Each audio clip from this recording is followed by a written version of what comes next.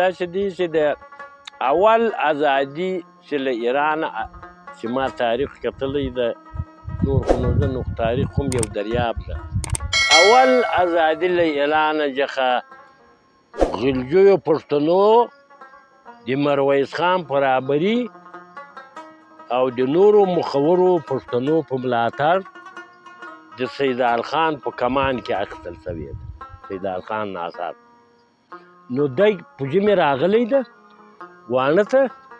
ګرګین ته لښکر سموي دی د ګرګین یو په دفتر کې سړی د ښاروال ده میرویس هغه غواړي پټ چې قرآن سره کړی د پښتنو هغو سره هزاره و له نورو سره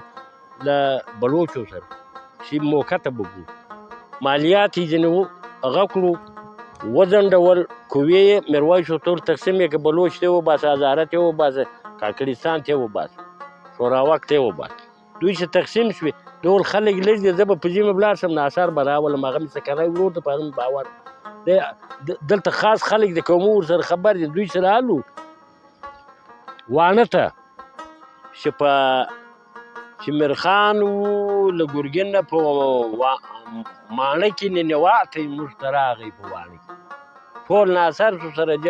جمع په زاویه کې په سرجي مې ورالم تر کندهاره د ګرګین سر مې په خاورو کې پرې ایستی ما له تورې سور باچا حاجي میرخان نو بیا میرویس سره اوله جرګه په سپین کې وسوه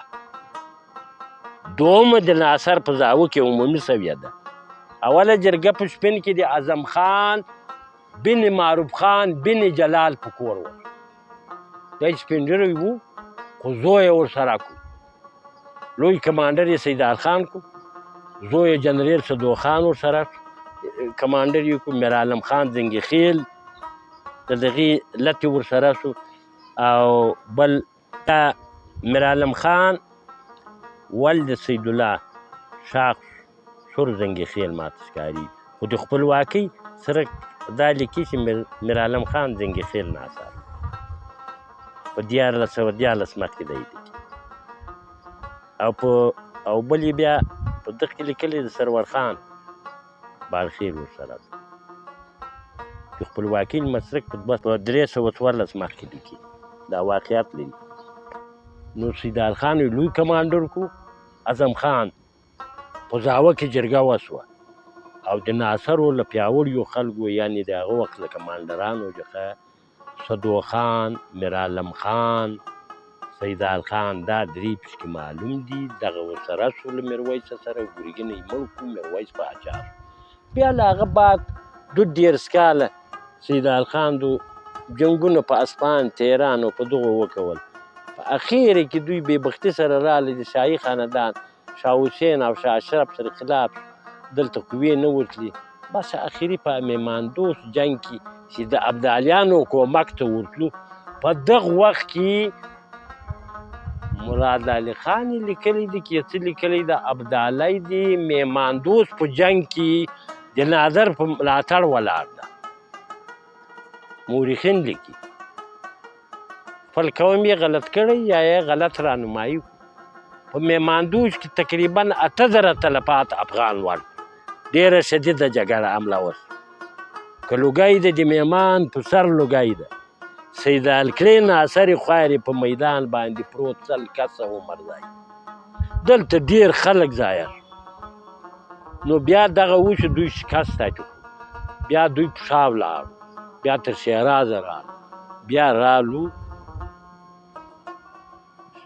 شاه اشرف په یوه حصه کې چې راواوښت دوی چا لخوا ووژل شو دوی یې شاه حسین ورته وویل چا څه ورته وویل یو بلوچ لخوا یا د یو هغه لخوا دوی ابراهیم بلوچ لیکلی دی ابراهیم بروهی ده وسلې بلوچ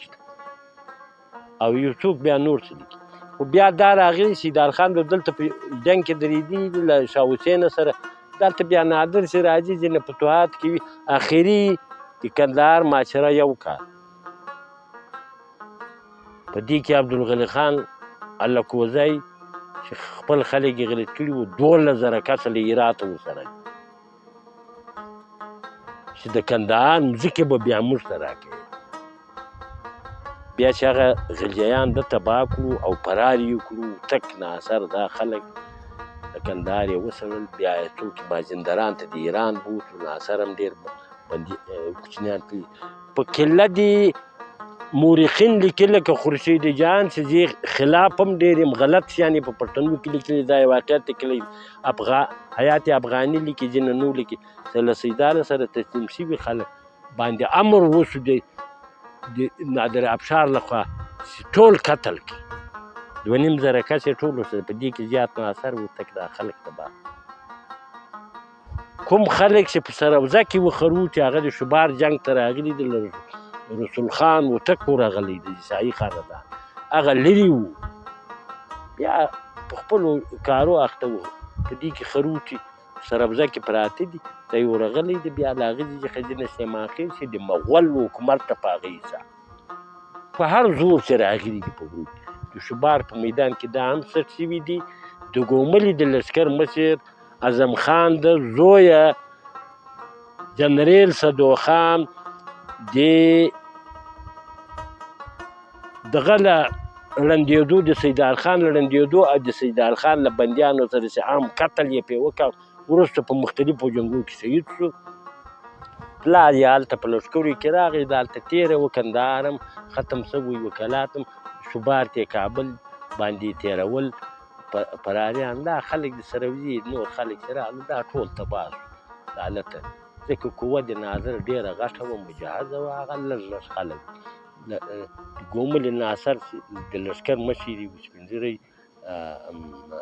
عظیم خان نومېدو د معروف خان زوی د جلال لمسی و دغه د هلته له خپل لښکره سره ختم. دا خو داسې د ځینو خلکو په خولو باندې قومونه غلط شي. عبدالغني خان خپل ټبر غلط کړو د غلجیو په ضد یې د نادر په ګټه باندې وجل د پښتنو استقلال یې ختم کړي. د پښتنو دغه تاریخي غټ تاریخ ته ازادي د سیدال خان او د میرویس خان له ایرانه د یو مختصرې باچي بیا ډېره د اصفهان په فتح کې د ده اولادې او غلجیانو او نورو هزاره و پښتنو راوست. اول ازادي دغه له ایرانه چې واخیسته شوې نه تر مغول لاندې شو نه تر ایران لاندې. دا ازادي خو نه وه چې له ایرانه به دې ازادي کندهار اخیسته تر مغول به لاندې چې له مغوله به دې اخیسته تر کندهار به ایرانه به لاندې نه دا داسې ازادي وه چې نه تر مغول لاندې شو او نه تر ایران لاندې خپلې قربانۍ یې ورکړې. پښتنو په رهبري د میرویس خان او په جنرالي د غټې سپهسالاري د سیدال خان په تجربو او د نورو مشرانو په تجربو دا لار